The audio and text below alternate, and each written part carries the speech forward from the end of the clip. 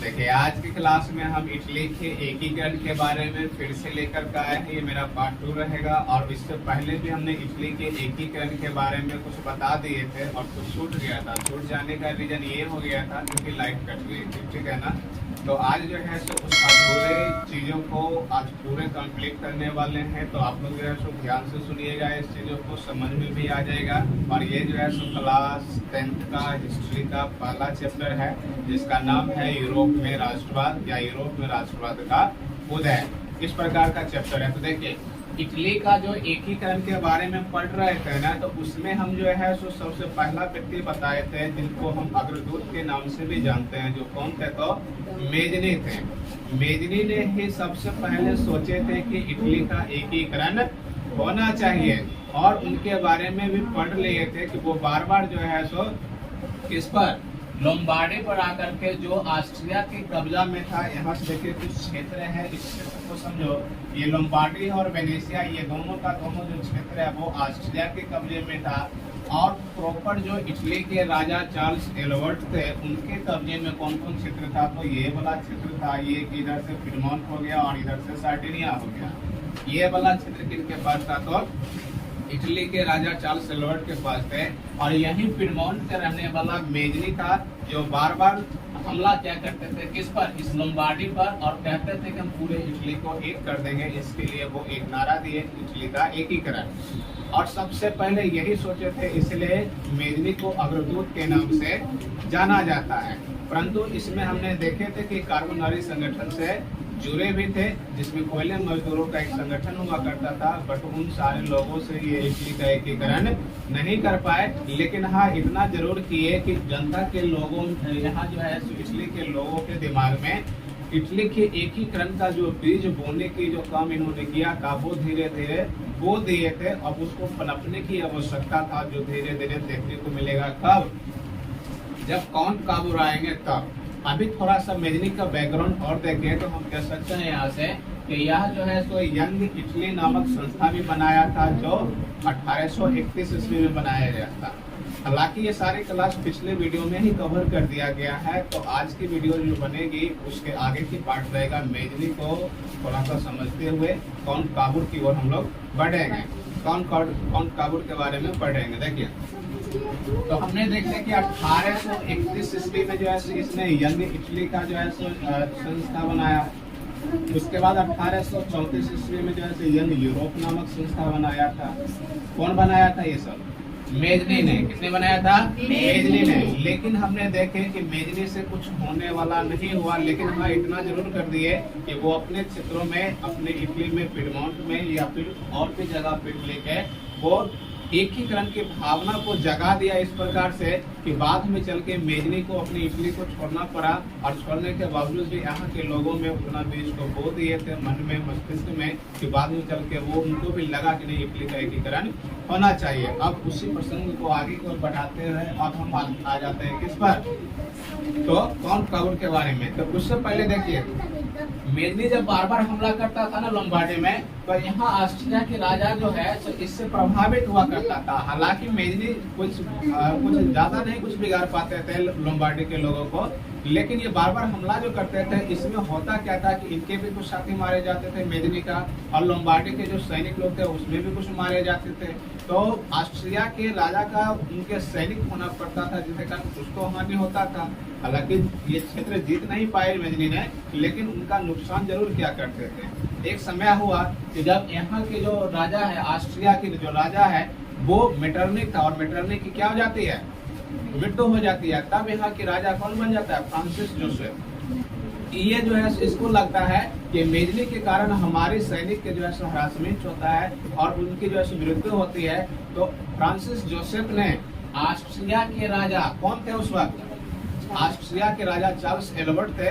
उसको कहते हैं कि ये मेजनी जो है इसको समझा लीजिए, नहीं तो ये बार बार हमला करेगा, तो ऐसा ना हो कि हम ही तुम पर हमला करके और जो भी दो छोटा सा एक झुंझुना थमाए हुए हैं वो भी छीन लेंगे। कौन सा झुंझुना है? एक पिडमोंट है, दूसरा सार्डिनिया है। इसको इस पर भी हमला करके छीन लेंगे।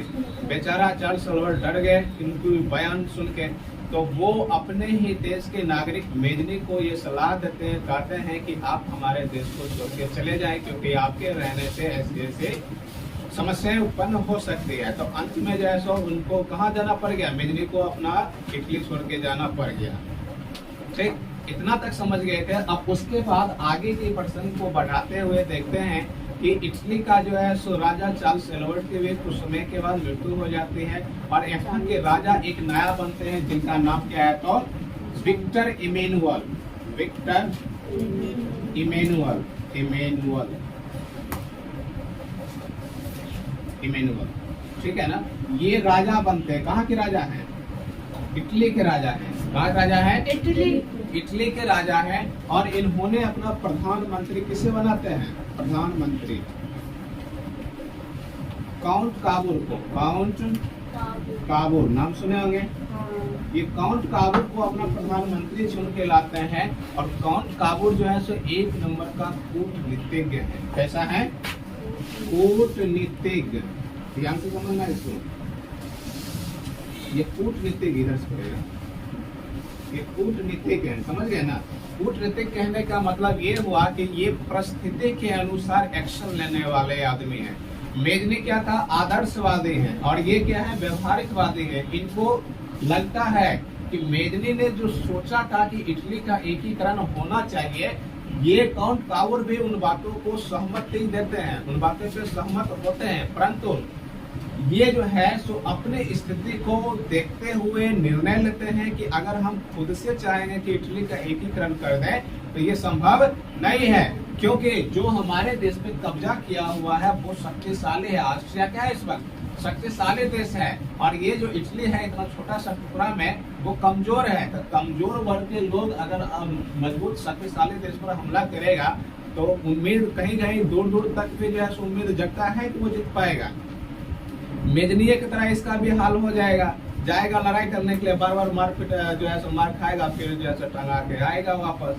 तो ये ऐसा बात नहीं सोचते, ये चाहते हैं कि हमें विदेशों का सहयोग लेना पड़ेगा। हमें किसका सहयोग लेना पड़ेगा, विदेशों का सहयोग। जबकि मेजनी क्या चाहते थे, अगर इटली का एकीकरण करना है तो हमें इटली वासियों के द्वारा ही करेंगे, हम अपना स्वदेशी के रूप में ही एकीकरण करेंगे। जबकि काउंट काबुल कहते हैं कि नहीं, अगर इटली का एकीकरण करना है तो हमें विदेशी सहयोग लेना पड़ेगा। अब विदेशी सहयोग लेना है तो सबसे पहले देखा जाएगा ना कि आखिर पूरे विश्व में कौन शक्तिशाली देश है, उससे दोस्ती करना पड़ेगा, तभी तो वो हमारी मदद कर पाएगा ना। बिना दोस्ती के कोई हमारी मदद करेगा नहीं करेगा। परंतु एक समस्या यहाँ पर ये भी है कि यह जो इटली है, यह जो इटली है, और बगल में फ्रांस, फ्रांस इस वक्त जो है बहुत ही शक्तिशाली, जिस प्रकार से अभी के समय में अमेरिका के बारे में नंबर 1 माना जाता है ना, उसी प्रकार से उस वक्त में फ्रांस जो है नंबर 1 शक्तिशाली देशों में गिनते आते थे। तो यह जो है सो इटली को फ्रांस से दोस्ती करना था, पर फ्रांस तो इतना आसानी से दोस्ती कर नहीं सकता, क्योंकि बड़े लोग बड़े से ही दोस्ती करते हैं, छोटे लोगों पर ज्यादा ध्यान नहीं देते हैं। वो भी चाहते हैं कि अगर हम किसी से दोस्ती कर रहे हैं तो वो भी हमारे स्टैंडर्ड का होना चाहिए, छोटे लोगों को कौन पूछता है। परंतु ये इटली वाला ये तो चाह रहा है कि हमारा फ्रांस से दोस्ती हो जाए। अब करे तो करे क्या करे।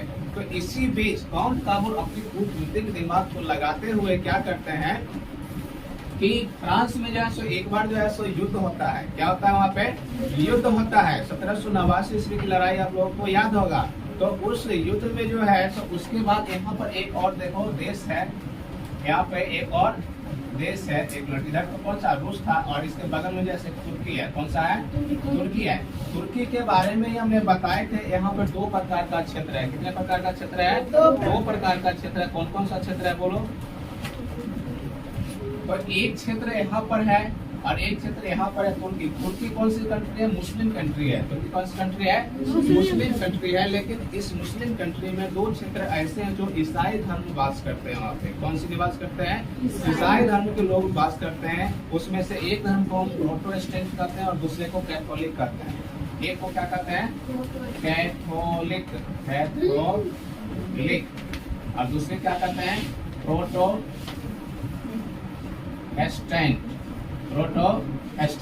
ये 2 प्रकार के यहाँ पर जो है सो रह रहे हैं, जो क्षेत्रों में रह रहे हैं, कौन से धर्म में रह रहे हैं, तो ईसाई धर्म। जबकि मुस्लिम धर्म इस ईसाई धर्म की संरक्षण नहीं कर सकते हैं, तो इनकी संरक्षण के लिए एक इधर से जो रूस के साइड में पड़ता है प्रोटेस्टेंट, इसकी सुरक्षा कौन करते थे, तो रूस करते थे। और ये जो कैथोलिक है यहाँ पे भी जो पोप लोग रहा करते थे, इनकी भी सुरक्षा कौन करते थे, तो इधर से फ्रांस करते थे। क्योंकि पोप की सुरक्षा उस वक्त के समय में जो शक्तिशाली देश हुआ करता था, उन्हीं को सुरक्षा की जिम्मेदारी मिलता था। ये जो है सो दो क्षेत्र था जहाँ पे ये क्या करते थे, अपनी सेना को दिए हुए थे उनकी सुरक्षा के लिए। परंतु हुआ क्या कि जब एक बार फ्रांस में विद्रोह हो गया था, तो उन विद्रोह को दबाने के लिए इनका जो सैनिक इस जगह पे कैथोलिक पे जो आए हुए थे, वो अपने सैनिक को बुला लिए अपने यहाँ विद्रोह को शांत करने के लिए। और तब तक के लिए फ्रांस को बताया गया था कि इन क्षेत्रों पर भी जो है सो आप नियंत्रित रखिए, देखरेख कीजिए। जब हमें उधर से छुट्टी हो जाएगा, उधर विद्रोह शांत हो जाएगा, तो फिर हम अपने क्षेत्र को वापस ले लेंगे। इस बात पर सहमति होती है। रूस जो है जो प्रोटेस्टेंट, इसका अपना तो था ही पहले से ऑलरेडी, और कैथोलिक को भी जो है अपने अंदर मिला करके कुछ समय के लिए देखरेख कर रहे हैं। कब तक, जब तक फ्रांस में विद्रोह शांत न हो जाए, है ना। परंतु बाद में चल के जब देखते हैं कि इनका विद्रोह शांत नहीं होता है, तो यहाँ इधर शांत हो जाता है, लेकिन यहाँ पर जैसे कैथोलिक पे जो रूस आ गया था, ये रूस अब यहाँ से हटने का नाम ही नहीं ले रहा। रूस यहाँ से हटने का नाम ही नहीं ले रहा। ये कहता नहीं अब ये हमारे कब्जे में, तो ये हमारा ही रहेगा, आपको नहीं दे सकते। अब फ्रांस एकदम फिर आत्मबोला हो रहा है कि भाई हम कुछ समय के लिए दिए थे, इनकी सुरक्षा के लिए जिम्मेदारी दिए हैं, जिम्मेदारी पूर्वक दिए हैं। अब कहते हैं कि नहीं। तो इसी बीच जो है सो अब रूस के साथ जो है सो युद्ध होगा, किसका, फ्रांस का, किसका होगा। लेकिन इसी बीच जो है सो तुर्की भी ये सलाह देते हैं, तुर्की भी सलाह देते हैं कि देखिए ये जो प्रोटेस्टेंट है ये रूस के कब्जे में था, इसका जो है जो भी ईसाई धर्म रहता है उस पर जो है सो रूस इसका नियंत्रण करता था, और ये कैथोलिक जो है इस पर फ्रांस करता था। अब फ्रांस वापस आ गए हैं, तो आप फ्रांस को वापस इस क्षेत्र को कर दीजिए। अब रूस कहता है कि तुम्हारा जो है सो निर्णायक बन रहा है, रुको तुम्हें तो ठीक करते हैं। तो ये जो है लड़ाई किसके साथ हो जाता है, रूस के साथ। तुर्की का किसके साथ लड़ाई हो जाता है, रूस के साथ। अब जब रूस के साथ तुर्की का लड़ाई हो जाता है, तो जबकि तुर्की किसके फेवर में बात कर रहा था, फ्रांस के। तो फ्रांस में तो चुप बैठने वाला तो नहीं है, फ्रांस चुप बैठेगा नहीं बैठेगा ना। ये जो है तुर्की हो गया, फ्रांस हो गया, और इसी बीच एक और रास्ता इधर से निकलता था, इंग्लैंड। इंग्लैंड भी जो है इसी के साथ हो जाता है, क्योंकि इंग्लैंड का मार्ग भी इसी रास्ते से होकर के पहले भारत आने का रास्ता था। तो इधर से ये तीनों, इधर से ये तीनों मिल गया, और उसके बाद जो है कौन मिल गया, तीनों, एक तुर्की है, फ्रांस है और इंग्लैंड है, और इधर से अकेला कौन है, रूस है। ये अकेले जो है सो युद्ध लड़ रहे हैं। और इस लड़ाई को हम लोग कौन सी नाम देते हैं, तो 1854 ईस्वी में लड़ाई होती है। इसी लड़ाई को क्रीमिया का युद्ध कहते हैं, क्रीमिया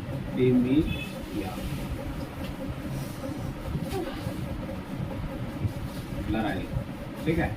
लड़ाई कहो या फिर युद्ध कह लो, क्रीमिया की युद्ध होती है कब, 1854 ईस्वी में। और इस लड़ाई में जो है तो रूस की हार हो जाती है। रूस की क्या हो जाती है, हार हो जाती है। लेकिन इसी बीच आपको एक बात और समझना है, क्या इटली जो है यह अपनी 50,000 सेना लेकर के बिन मांगे किसको सपोर्ट किए, फ्रांस को। यानी कि फ्रांस वाले इटली से मांगे भी नहीं, क्योंकि वो जान रहा था कि ये तो अपने गरीब देश है, वो हमारी क्या मदद करेंगे। लेकिन यहाँ के जो प्रधानमंत्री काउंट काबुल हैं, वो तो कूटनीतिज्ञ हैं, वो तो सोच रहे हैं कि हमारी दोस्ती फ्रांस से हो जाए। इसीलिए ये अपनी सैनिक जो है सो 50,000 सैनिक बिन मांगे जो है सो फ्रांस को देते हैं, और फ्रांस इनकी सैनिक को ले करके देख करके एकदम खुश हो जाते हैं कि बिना मांगे आप हमारी मदद किए, कभी आपको भी जरूरत पड़ेगा तो हमें याद कीजिएगा, हम आपके साथ हैं। अब देखो किस प्रकार से इसका दोस्ती बन रहा है। तो यही होता है कूटनीतिक से, यानी कूटनीति के आधार पे आप जो है सो काम निकालिए तो बहुत ही आसानी से काम निकलेगा, ठीक है। तो ये जब इसको सपोर्ट कर दिए, और इसमें क्रीमिया की लड़ाई में जब फ्रांस की जीत हो गया, रूस की हार हो गया, तो इस वक्त जो है सो इस लड़ाई में जीत की खुशी में फ्रांस में एक सम्मेलन को बुलाया जाता है। इस सम्मेलन में जो है सो इटली के राजा, इटली के प्रधानमंत्री कौन है, काउंट काबुल, इनको भी जो है सो आमंत्रित किया जाता है उसी सम्मेलन में। ये तो बड़ा खुश है, क्योंकि जो चाह रहे थे इनको वही तो मिल रहा है, समझ रहे, वही मिल रहा है। तो वहां जाने के बाद, उस सम्मेलन में जाने के बाद इन्होंने इटली की समस्या को पूरे यूरोप की समस्या बताते हैं। इटली की समस्या क्या बताते हैं? पूरे यूरोप की समस्या बताते हैं और कहते हैं, जब गले मिलते हैं इसकी प्रधानमंत्री काउंट काबूल और यहाँ की राजा जो नेपोलियन तृतीय हैं, वो दोनों जब गले मिलते हैं, हाथ मिलाते हैं, इसकी खबर अखबारों में छपवाते हैं, तो इधर जो ऑस्ट्रिया कब्जा किए हुए थे इस पर, ऑस्ट्रिया देख करके हरक रहा है, हरकंप मच रहा है उसके दिलों में। क्यों? क्योंकि अब इन दोनों की दोस्ती बन रही है। अब दोस्ती बन गया है तो कभी भी तो ये चाहेगा ना कि अब हमारी दोस्ती शक्तिशाली देशों से हो चुका है, तो फिर एक डायलॉग भी है, क्या डायलॉग है पता है? सैया बिल कुतवाल तो डर का है का।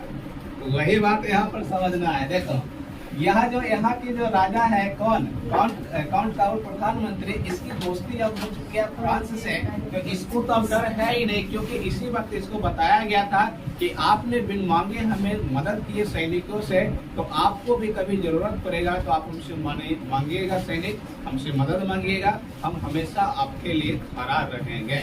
ठीक है, इतना बात सुनते फिर अब जो है ये पर्व में आ गया है काउंट काबूल, और इटली के एकीकरण करने के लिए अब से ये क्या है, तैयार है, शुरू है, ये चाह रहे हैं कि हम इटली का एकीकरण करेंगे। इसके लिए ये क्या करते थे, ये तो पिडमोंट है, पिडमोंट से बार बार हमला करते थे, किस पर? लोम्बार्डी पर। किस पर करते थे? लोम्बार्डी पर।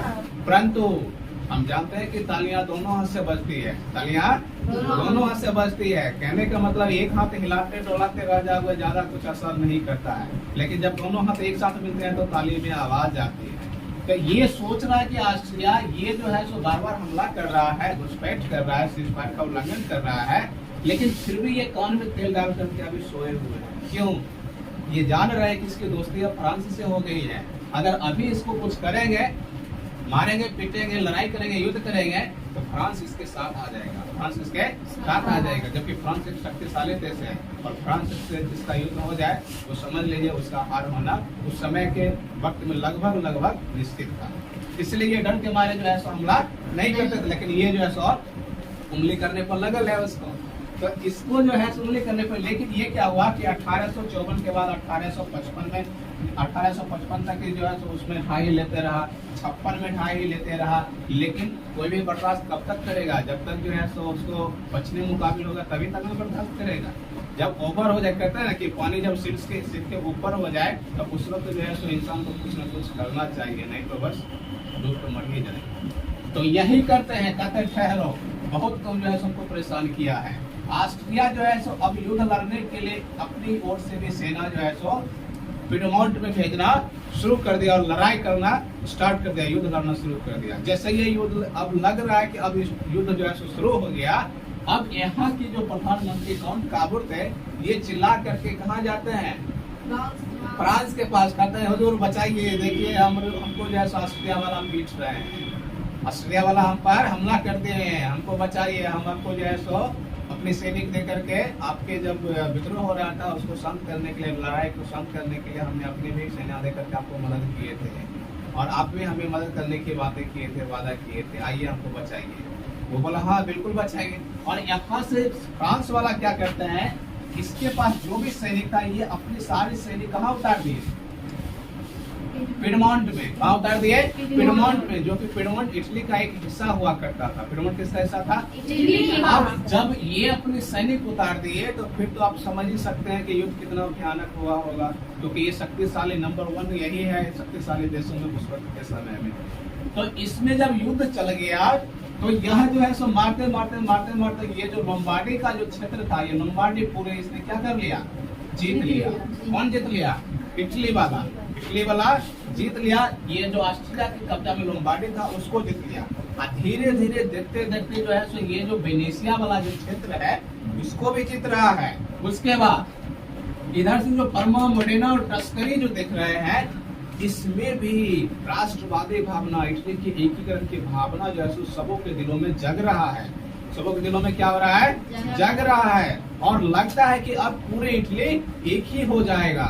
और इसी बीच जो है सो ऑस्ट्रिया वाला बेचारा फ्रांस को चिट्ठी लिखता है कि हुजूर मेरी लड़ाई तो इटली से था, आप किस लिए आ गए बीच में। देखिए ऐसे ऐसे करके पूरे जो है सो इटली एकीकरण हो जाएगा, तो हो सकता है कि यह शक्तिशाली देश बन जाए और बाद में आप ही के ऊपर कहीं भारी न पड़ जाए। इसको लगता है कि बात तो ठीक करता है। अगर पड़ोसी हमसे ज्यादा शक्तिशाली हो जाए, देखो एक चीज समाज में एक चीज ये भी देखने को मिल जाता है कि आपका पड़ोसी आपसे अगर कमजोर रहता है, गरीब रहता है, तो आप बहुत खुश रहेंगे। लेकिन आपके पड़ोसी अगर आपसे ज्यादा शक्तिशाली, धन दौलत में हो जाए, अमीर हो जाए, तो उस वक्त जो है सो आपको टेंशन सताना शुरू कर देगा कि हो सकता है कभी भी वो हम पर हमला कर दे या फिर लड़ाई झगड़ा होगा तो वो हम पर भारी पड़ेगा। इसलिए आपके दिमाग में हमेशा ख्याल रहेगा कि पड़ोसी वाले हमसे ज्यादा ताकतवर ना बने। यही बात ये सोच रहे फ्रांस। इतना बात सोचते हुए ये क्या कहते हैं कि इसके जो संदेह हुए थे ऑस्ट्रिया और फ्रांस के बीच, ये बोला कि हाँ बिल्कुल आपका कहना तो ठीक है, ये काम करते हैं, अब इसके बाद जो है लड़ाई को रोक देते हैं। और इधर से ये जोर शोर से लगे हुए कौन कौन काबुल जो है जोर शोर से लगे हुए कि नहीं अब इटली को एकीकरण कर ही देना है। जैसे ये इसको पता चलता है कि ऑस्ट्रिया और फ्रांस जो है सो अब दोनों एक जो है सो संधि कर रहे हैं, जिसमें जो है सो अभी अपनी सैनिक को वापस करने वाले हैं। तो इस वक्त इसको कहते हैं काउंट काबुल जब इसको फ्रांस को बोले तो फ्रांस इसको कहते हैं कि देखिए आपको जो है लोम्बार्डी का क्षेत्र तो मिल ही गया है, क्योंकि लोम्बार्डी वाला जीत ही लिया है इटली। अब बच गया कौन? वेनेशिया को बोला कि आप ऑस्ट्रिया वाला आप अपने पास रखिए, आप क्या रखिए अपने पास रखिए, और लोम्बार्डी जो जीत गया वो काउंट काबुल को दे देते। इस प्रकार से दोनों को खुश करते हैं। लोम्बार्डी जीत गया काउंट काबुल, उसको भी मिल गया। वेनेशिया छूटा हुआ तो ऑस्ट्रिया को ही रहने दिया, तो वो भी खुश है तो चलो भाई एक टुकड़ा गया, एक टुकड़ा तो बचल है ना। लेकिन इसी बीच जो है इधर से जो एकीकरण की भावना जो जग रहा था, अब ये कहते हैं ये फिर से देखो काउंट काबुल का दिमाग यहाँ पर एक बार और कूटनीति से भरा हुआ नजर मिलेगा।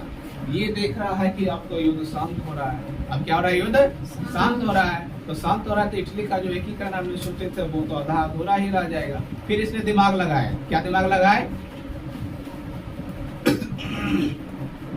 इनका कहना है किसका? काउंट काबुल का, कि ये जो इतना जोर का जो क्षेत्र आप देख रहे हैं, इधर से एक ऊपर से कौन सा सेब्राय है और नीचे से कौन सा है तो नेस है। अब फ्रांस को ये लोभ दे रहे हैं, फ्रांस को क्या कर रहे हैं? लोभ दे रहे हैं, कह रहे हैं कि अगर आप थोड़ा सा और हमारी मदद कर दीजिए, थोड़ा सा और हमें मदद कर दीजिए, तो ये जो दो टुकड़ा जो देख रहे हैं सेब्राय और नीस का, ये हम आपको गिफ्ट में दे देंगे। ये क्या करेंगे? हम आपको गिफ्ट में दे देंगे, मुफ्त में दे देंगे, फ्री में दे देंगे। अब ले फ्रांस का दिमाग में तो फिर ऊपर नीचे जो है रात के दिन आराम होना शुरू हो गया। वही चीज फ्री में अगर मिल रहा है तो कोई भी सोचेगा ना कि तनिए से अगर इसको मदद कर देते हैं तो ये वाला क्षेत्र हमको फ्री में मिल जाएगा। और जबकि ये बहुत ही जो है फेमस जगह था, एक उपजाऊ था, एक शहरी था, बहुत अच्छा जगह था, तो उसको रात के दिन हराम हो गया। अब ये चाह रहे हैं कि हाँ इस युद्ध को थोड़ा सा और बरकरार रखा जाए, ठीक है ना। तो इसी बीच जो है सो अब परमा मोडेना तस्करी यहाँ के लोगों से जनमत संग्रह कराया जाता है। कौन सी संग्रह कराया जाता है? जनमत संग्रह। जनमत संग्रह कहने का मतलब ये हुआ कि इनसे पूछा गया कि आप किनके साथ रहना चाहते हैं। आपका जो पहले से यहाँ पर शासक वर्ग जो है हैबस वर्ग, उसके साथ ही रहना, आप उसी के साथ रहने में खुश हैं, या फिर आप चाहते हैं कि इटली के साथ मिलकर इटली का एकीकरण हो जाए, इतना दूर का क्षेत्र एक हो जाए। तो यहाँ की सारे जनता ने क्या कहा कि हम इटली के साथ रहना चाहते हैं, इटली के राजा के साथ रहना चाहते हैं, ठीक है ना। तो इस प्रकार से हमने क्या देखे, ये वाला भी क्षेत्र जो है देखते देखते पूरा का पूरा, ये भी पूरा का पूरा क्षेत्र क्या हो गया? इटली का एकीकरण का हिस्सा बन गया। लेकिन बीच में अभी वेनेशिया बचा हुआ, वो अभी इसका हिस्सा नहीं। अभी तुरंत देखें कि ऑस्ट्रिया जो है संधि करता फ्रांस के साथ जो है संधि करके जो है ये वाला क्षेत्र को बचा लिया। लेकिन यहाँ तक जब मिल गया, अब इधर से यहाँ के बाद एक और शासक आता है। इस शासक का नाम, शासक तो नहीं है, एक नाविक है। कौन है? नाविक है। इधर ये नाविक है। नाविक मतलब क्या होता है? नाव चलाने वाला। और नाविक का नाम क्या है? गैरीबाल्डी। आपसे एक अच्छा क्वेश्चन पूछेगा, गैरीबाल्डी पेशे से क्या था? क्या बोलेंगे? नाविक थे। गैरीबाल्डी पेशे से नाविक है। नाविक का मतलब होता है नाव चलाने वाला व्यक्ति। इनके दिलों में एकीकरण और राष्ट्रवादी भावना इस प्रकार से उमर के सामने आया कि बेचारा है तो कुछ नहीं, नाव चलाने वाले व्यक्ति कितना पावर रखता है। लेकिन पैदान दौलत तो है नहीं, लेकिन इसके पास एक जोश है, जुनून है कि ऊपर से जब इतना क्षेत्र एकीकरण हो ही गया तो नीचे में किस लिए खाली रहेगा। नीचे का जो क्षेत्र है वो भी इटली का एकीकरण का हिस्सा होगा। इसीलिए इसने क्या किया कि गेरिबाल्डी ने क्या किया, इसने अपनी एक संगठन बनाया। इस संगठन का नाम दिया गया लाल कुर्ते। कौन से कुर्ते? लाल कुर्ते। लाल कुर्ते का मतलब ये हुआ कि लाल रंग का कपड़ा पहनो और हमला करो, जिधर देखो उधर हमला करो और सारे क्षेत्र को अपने में मिलाने की प्रयास करो। लाल कुर्ते का संकेत ये दिखाता है कि हम जो है सो खून से रंग चुके हैं, मर जाए या बच जाए उसका कोई डर नहीं है, जान हथेली पर लेके चल रहे हैं, लेकिन इटली का एकीकरण करके ही रहेंगे। इटली का एकीकरण करके ही रहेंगे। लाल कुर्ते का संकेत यही देता है। तो ये कुर्ते पहन के ये क्या करता था कि उस क्षेत्र में, ये वाला क्षेत्र में, नेपल्स और सिसिली में जहाँ जहाँ पे पहले पुलिस चौकी लगा हुआ था, सब मिल के जाते थे, रातों में उस पर हमला करते थे। उस पर क्या कर देते थे?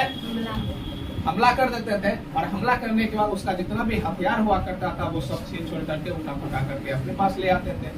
फिर जो है सो आज किसी और जगह पे फिर जो है मान लेते आज यहाँ किया तो कल यहाँ पे कर लेगा, परसों यहाँ कर लेगा। इस प्रकार से चारों तरफ घूम घूम के जितना भी पुलिस चौकी हुआ करता था सब पर हमला करके उसका सभी हथियार रख लेता था और अपने पास इकट्ठा करता था। तो इस प्रकार का नीति देखते हुए पूरा तहलका मचा दिया। कौन? गेरिबाल्डी। ये अकेले नहीं है, ये संगठन जो बनाए हुए लाल कुर्ते का, इसके साथ साथ और भी लोग मिल गए हैं। इसके साथ साथ और भी कई सारे लोग मिल गए हैं और सब के सब इटली के एकीकरण करने के लिए एकदम जोर शोर से लगे हुए हैं। उसके बाद देखते हैं जब इसके पास इतना ढेर सारा हथियार हो गया और यहाँ के जो राजा था पहले ब्रुवो वंश का राजा हुआ करता था, हमने जो बताया तो उसमें बताया तो नीचे वाला भाग में ब्रुवो वंश का हिस्सा में पड़ा था। तो ब्रुवो वंश का शासक कहता है कि ऐसे क्षेत्रों में हम अधिकार नहीं करेंगे क्योंकि यहाँ की जनता बहुत ही उदंड है। बहुत ही क्या है? उदंड है। वो जो है सो अपनी शासन व्यवस्था को छोड़ के भाग गए यहाँ से। तो ये जैसे वो भाग गए वैसे ही ये पूरा क्षेत्र किसके कब्जे में आ गया? गेरिबाल्डी के क्षेत्रों में। और गेरिबाल्डी के क्षेत्रों में जब टोटल टुकड़ा आ गया तब ये अपना एक चिट्ठी लेके भेजते हैं। किसको? ऊपर वाले उत्तरी इटली को। मतलब किसको? हम कह सकते हैं विक्टर इमैनुअल या फिर कॉन्स्टेबल को। कहते हैं कि हुजूर आइए, नीचे में भी अपना जो है सो बागडोर थामिए। इस क्षेत्र का भी इटली का एकीकरण करने की जो सपना देखे थे वो आज पूरा होने जा रहा है। ये पूरा क्षेत्र जो है सो हम एकीकरण कर लिए हैं और इसको जो है सो अब पूरे ऊपर और नीचे दोनों को मिलाइए, दोनों को एक कीजिए। और इसी वक्त बीच वाला जो क्षेत्र बच रहा है कौन सा क्षेत्र बच रहा है? और इधर से वेनेशिया। ये दो क्षेत्र जो है, दो क्षेत्रों पर अभी कब्जा नहीं हुआ। लेकिन गेरिबाल्डी इतना जोश में आए हुए हैं कि कह रहा है कि जब इतना एकीकरण कर दिया तो बीच में पोप क्या कर रहा है, इसको भी मार के भगाओ यहाँ से, इसको बीच में मत रहने दो। वैसे ही क्या करते हैं, कौन काबू करते हैं कि अभी रुक जाओ, अभी रुक जाओ, इस पर हमला मत करो। क्यों? क्योंकि पोप की सुरक्षा कौन कर रहा है? फ्रांस। और फ्रांस के सहयोग से ही तो इतना एक हुआ है। फ्रांस मदद किया तभी सब एकीकरण हुआ है। वो नहीं करता तो इतना होता नहीं होता। अगर उल्टे अभी हम उसी पर हमला कर दें तो फिर जितना लिए हैं सब लेने के देनी पड़ जाएगा। इसीलिए कहते हैं कौन काबूर दिमाग लगाते हुए कि अभी रुक जाओ, अभी जितना मिला है उसको केवल कब्जा करके रखो, जो छूट रहा है उसका इंतजार करो वक्त का, और वक्त के साथ साथ उसको भी लेंगे लेकिन अभी नहीं। वैसे ही पोप वाला क्षेत्र और ये वेनेशिया का क्षेत्र जो है सो छूट जाता है और बाद में चल के क्या होता है कि ये वाला क्षेत्र जो है सो दोनों सब मिल जाता है। मिल जाने के बाद जो है सो विक्टर इमैनुअल ने विक्टर इमैनुअल ने इनको जो है सो कहते हैं किसको? गेरिबाल्डी को कि दक्षिण इटली का प्रधानमंत्री आपको बनाया जाता है। किसको? गेरिबाल्डी को कहते हैं। लेकिन गेरिबाल्डी इतना ईमानदार व्यक्ति, वो कहते हैं हुजूर ये क्या कर रहे हैं, हम इटली के एकीकरण की बातें कर रहे थे, इटली को एक करने की बातें कर रहे हैं, और आप अगर नीचे की प्रधानमंत्री हमें ऊपर की प्रधानमंत्री को कौन का रूप बना दीजिएगा तो फिर इटली एक हुआ कहा, ये तो दो टुकड़ों में बटा हुआ है। ऐसा कीजिए, नीचे का भी क्षेत्र जो है सो आप अपने कब्जे में रखिए, और हमें जो है तो नाविक का काम हमें पसंद आ रहा, नाविक का काम हमें पसंद आ रहा तो नाविक का ही काम करेंगे। ठीक है, क्या नाभिक का ही काम करेंगे, ठीक है ना। ये फिर से जैसे नाव चलाने के लिए आ जाते हैं और प्रधानमंत्री जैसा पद को भी इसने क्या कर दिया, ठुकरा दिया। बोले हमें प्रधानमंत्री का पद नहीं चाहिए। बताओ आज के समय में कोई ऐसा व्यक्ति होगा जिसको प्रधानमंत्री जैसा पद मिल रहा हो और वो उन पदों को ठुकरा दे, कहेगा कि नहीं हमें ये पद नहीं चाहिए। आज के समय में तो जो भी नेता कहता है कि फलाना मंत्री आपको बनाया जाता है तो वो एकदम बेचैन हो जाता है कि बताइए कब शपथ ग्रहण होगा हमारा, है ना। तो बेचैन हुए रहते हैं, लेकिन ये नहीं। उसके बाद देखिए अब आगे पोप को कैसे मिलाएगा उसके बारे में थोड़ा सा समझ लीजिए कि फ्रांस और जर्मनी दोनों के बीच जब युद्ध होगा तो उस वक्त जो है सो इसको जो है सो और सैनिक की आवश्यकता पड़ता है। तो यहाँ पे जो उसने अपने सैनिक को लगाए हुए हैं वो उस युद्ध में जो है लेकर के वापस चला जाएगा फ्रांस युद्ध लड़ने के लिए। यहाँ पर जो उसके सैनिक खाली हो जाता है, वैसे ये जैसे इधर देखा कि सैनिक खाली हो गया, वैसे ये विक्टर इमेनुअल, क्योंकि कौन काबुल की इसमें आते आते मृत्यु हो जाती है और बचते हैं कौन, विक्टर इमेनुअल। विक्टर इमेनुअल ने क्या करते हैं, पोप पर हमला करवा करके पोप को भी अपने कब्जे में मिला लेते हैं। उसके बाद कुछ समय के बाद ऑस्ट्रिया और जर्मनी के बीच भी हमला होता है, लड़ाई होता है। तो यह जो ऑस्ट्रिया अपने वेनेसिया में जो सैनिक रखे हुए हैं ये भी सैनिक को कहाँ बुला लेते हैं, ऑस्ट्रिया में, जर्मनी से लड़ने के लिए। और इसी वक्त यहाँ जैसे सैनिक खाली होता है वैसे विक्टर इमेनुअल ने फिर से उस पर हमला करके उसको भी अपने में मिला लिया। फिर से क्या कर लिया, अपने में मिला लिया। ये भी उसका हो गया, पोप भी उसी का हो गया, पोप भी क्या हो गया, उसी हो गया। इस प्रकार से क्या देखे पूरे इटली को एक कर दिया। लेकिन पोप का जो धर्म गुरु यानी पोप के पोप में जो रहने वाले लोग जो थे, ईसाई धर्म के लोग जो थे, उनको धर्म गुरु माना जाता था। और इटली वाले बोले कि देखिए हम धर्म गुरु हैं, आपकी हम सम्मान करते हैं, आप हमारा दुश्मन थोड़ी ना है कि हम आपको मारेंगे पीटेंगे। बेचारा सब डर के मारे जो कहाँ भाग गया। यहाँ पर एक सिटी था, यहाँ पर एक क्या था, सिटी था, जिस सिटी का नाम क्या था, वेटिकन सिटी। कौन सी सिटी है, वेटिकन सिटी।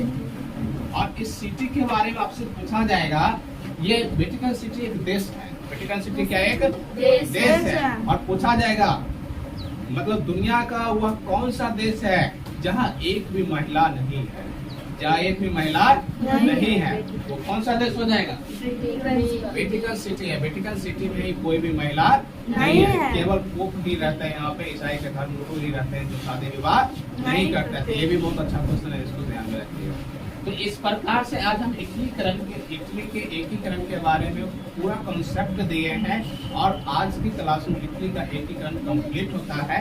अब इसके बाद बच जाता है कौन, जर्मनी का एकीकरण। कौन बच जाता है, जर्मनी का एकीकरण। जर्मनी का एकीकरण पढ़ने के साथ साथ हमारा पहला जो अध्याय है यूरोप में राष्ट्रवाद वो कंप्लीट हो जाएगा और फिर इस पर जो है प्रश्न उत्तर बताया जाएगा, ठीक है ना।